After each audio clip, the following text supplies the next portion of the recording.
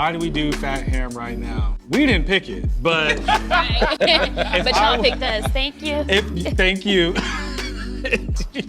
But I would say the relevance of the show sits in the timeliness of kind of all the conversations people are having right now, right? Around diversity, around inclusion, around, what makes people people, right?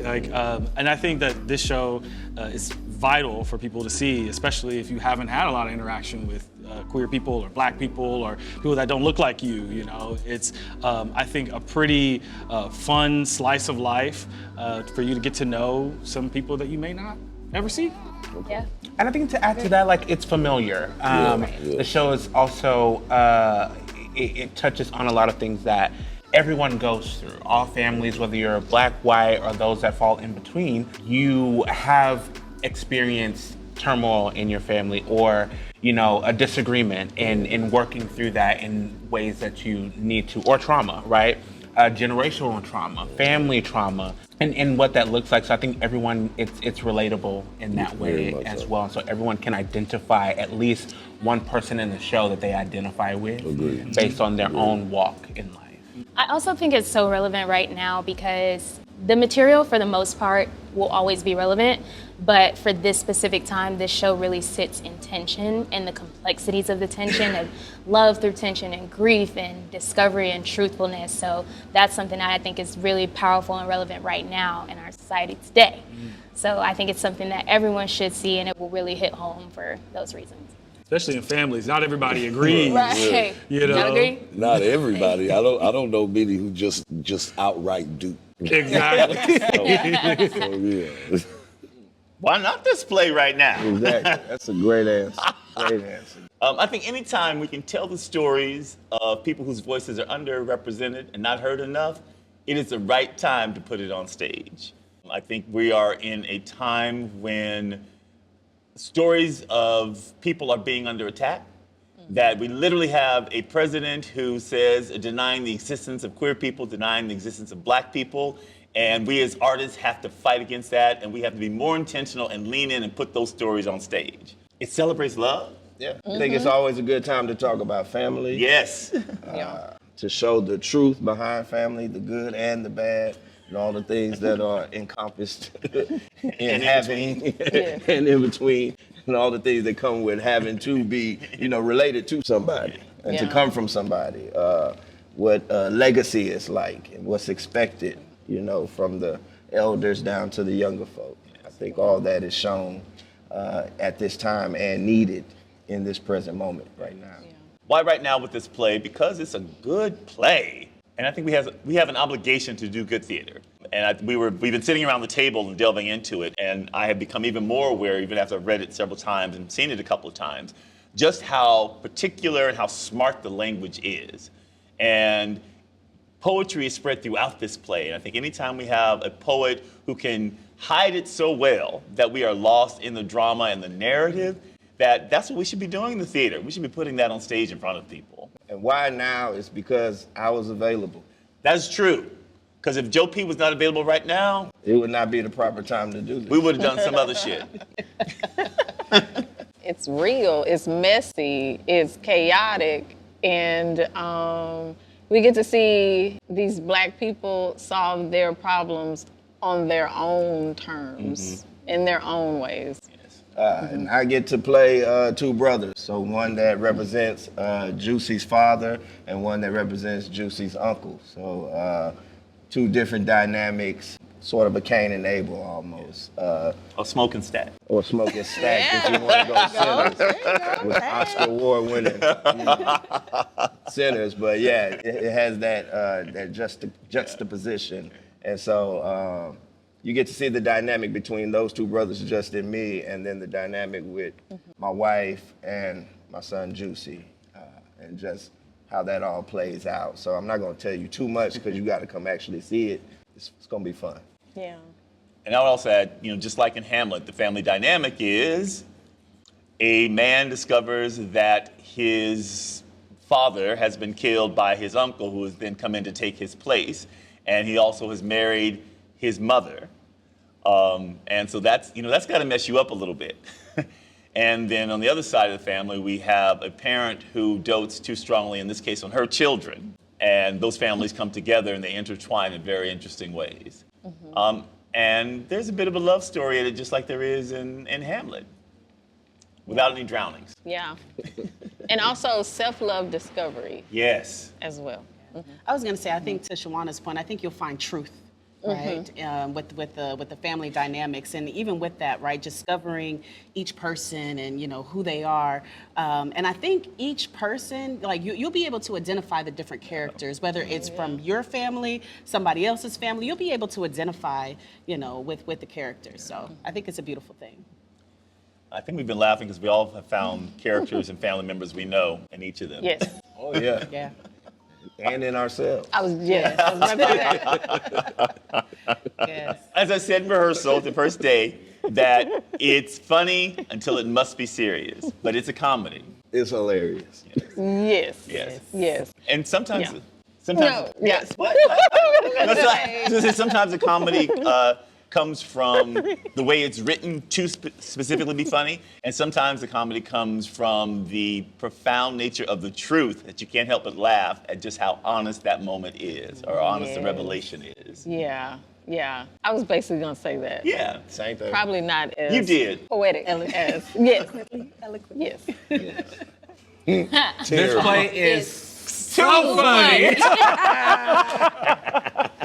Yeah, it leans almost into like a dark comedy space sometimes, but I think that the comedy in it comes from the truth that's told, especially when it comes to Blackness and the humor that we just naturally have and the banter that we have within our culture, and how sometimes the most tragic thing is just so funny. And it's not funny because it's funny, it's funny because it's sad. No, and it's very true. Like, comedy is always from a very true place. Like, Right. that's what makes it funny, is because it's true. And you will see so many replicas of family members and people that you may or may not know and get to experience. Like, the show is terribly funny. You'll see. You'll see. Trust me. I'm surprised at my character, Tidra. I play Juicy's mom and Rev and Pap's wife. That Tidra will do anything for love. And so that's what I'm discovering while trying to save and love her son and find out who she is. So she has those three dynamics that she's working with through the show, and so that's what I've discovered this week. I think for me, so I play Rabbi, and for me, I find it interesting that Rabbi is just the reminder of how we grew up as a Black culture, as a Black community. And so I think it's interesting to kind of remind ourselves of where we are, or where we used to come from, right? Where we were, and then where we're going, right? But we still have that mentality. We still have the God-fearing. We still have that in us. So I think it's very interesting to have her play that part. Yeah. And playing the part of Pap and Rev hasn't been too many surprises, but it's been awesome just exploring all the different ideas of what masculinity is, what makes a man a man. Is it how he carries himself, his character? Is it how strong he is, or what he can put up with, or if he can fight or not? And what determines that, and how fathers leave impressions on their sons. And, just dealing with all those different type of topics have been real interesting and fun and very creative to explore as we are proceeding in this process. One thing that I found about my character, initially reading the script, and if you kind of glance over her scenes, she can seem very bodacious in the way that she speaks. She's very confident in who she is. And a lot of people can probably see that as chaotic at first, but I found that she has a real sense of groundedness to her in the midst of chaos without giving too much away.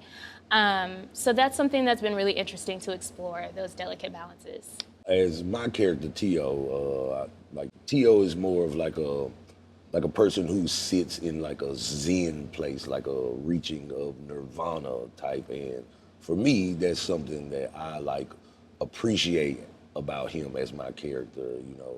I tend to like to be free flowy, and doing the character just allows me to, like just tap more into that idea, especially like in a broader sense as far as like, the content of the play. One thing that surprised me about Juicy was his strength. Having done this show twice before, I wanted to explore what other sides that he possessed. And we've really leaned into the strength that he has deep down.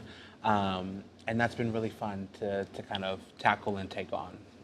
One thing I've learned about Larry through this process has just been how much of a people pleaser he is. I mean, I think he wants to be of service to a lot of his family and his friends and everyone that he loves, but he hasn't really taken the time to take stock of what he wants and let that shine through. So that, to me, is something very interesting to explore with. You know who should see the show? Your mama. I mean, No, your mama should see this play. Your mama should absolutely see this play. And your daddy. And your auntie. And your auntie, definitely your auntie. She the one who's always judgmental, right? That's right. everybody, your pastor, Yeah. Bring him down, your please. pediatrician, Yeah. your doctor, Lawyer whoever, too? your Lawyer too? Okay. If you have that, I think anyone who appreciates good language, who appreciates good family dynamics, who enjoys seeing a family go through the SHIT yeah, to get to the other side of it, to find out what that is. yeah. I'm the person who you have to tell not to do Long Day's Journey into Night, because Yeah. I'm in there with the shit and the drug addiction and the alcoholism and the dead baby, and like, the worse it is, the happier I am. So I like swimming through it. Yeah, yeah. I think if you like swimming through it, but if you like swimming through it without the darkness that happens to the Tyrone family, to come and experience the light that possibly can happen. Yeah. This is a play for you. Yeah, go ahead. No. No, you. Also, the people who grew up in the 80s and saw Shelley Garrett. Shelley Garrett was a Black male playwright, and he did shows called Beauty Shop and Barbershop, and this show has the essence of those type of shows. So like if you're not a typical theater goer, but you would go and see Black people sing and deal with family drama, Fat Ham has the essence of those shows. Church groups, Yeah. sororities, fraternities, youth groups, churches, y'all looking to do something with y'all young adults, y'all don't know what to do with them. Send them here to this show. 25 to 45, all the 40-year-olds, y'all can come to this. Y'all can come back to the theater. Come on. Come on back. We've been waiting on you. I know you ain't been since you took that field trip in high school. Come on back, man. Come on back to the theater. You can come on. This the show. This the one. Yeah. I would also add that anybody who wants to have fun, anybody who wants to laugh, who wants to feel emotions, and anybody who wants to challenge their current level of thinking and their current level of emotions, and being able to identify with the characters to be able to help yourselves challenge those emotions. I think those are the people that need to come. And again, if you want to have fun, have a good time and laugh. Retirement home groups, YMCAs, but like the older kids, like maybe the high schoolers and up, people that work around here in the Heights, y'all should come around here. Y'all already around here. You can just walk and you can just be here. Bicycle riders, it's real easy to get here on your bicycle. We have places that you can park your bicycle and chain it.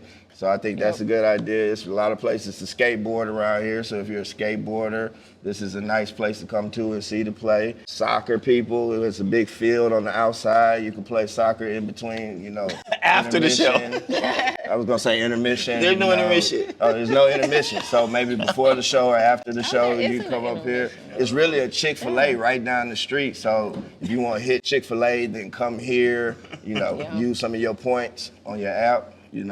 Who should see Everybody. this? Well, I can't think of anyone who shouldn't. Yeah. I guess it would probably be easier to say who shouldn't, and that's people who don't like good work. People who don't like good plays and plays that make sense. Black people. Yeah. Black I think everyone should see it. And we Probably gonna cut that can now. go a step further. We can go to people who aren't that happy in life.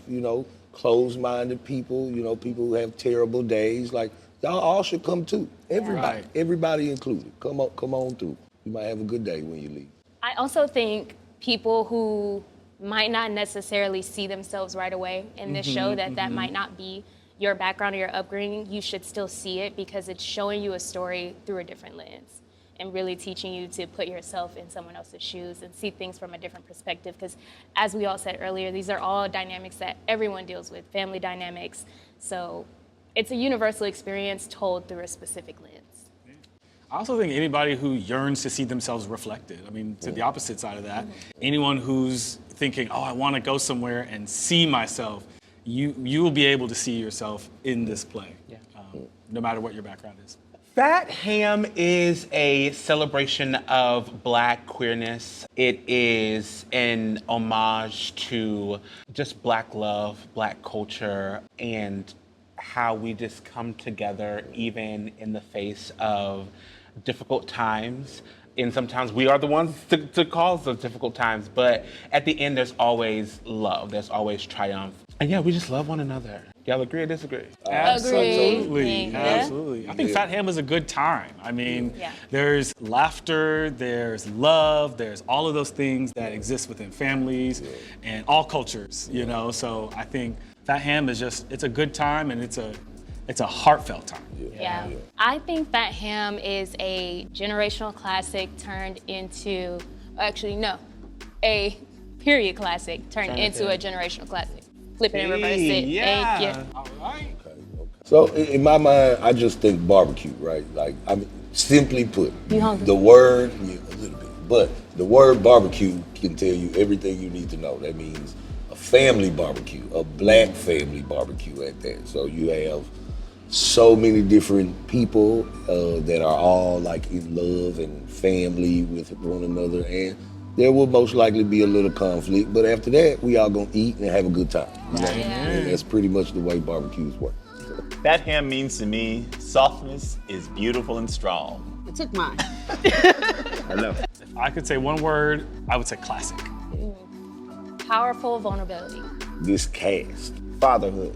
Triumph. Fat Ham means to me Family love. love. Love. Fat Ham is a reimagining of Shakespeare's Hamlet. It takes a lot of context and continuity from the original text. And one of those things is the repeated language or, the repeated language in Hamlet is to be or not to be. And in this show, it's what you gonna do? And so I asked that to all of you as well of what you gonna do? You gonna come see the show, you're not? What you gonna do? What you gonna do? What you gonna do? What you gonna do? We want you to come see Fat Ham at Fourth Wall Theater Company starting May 1st. Don't you dare miss it.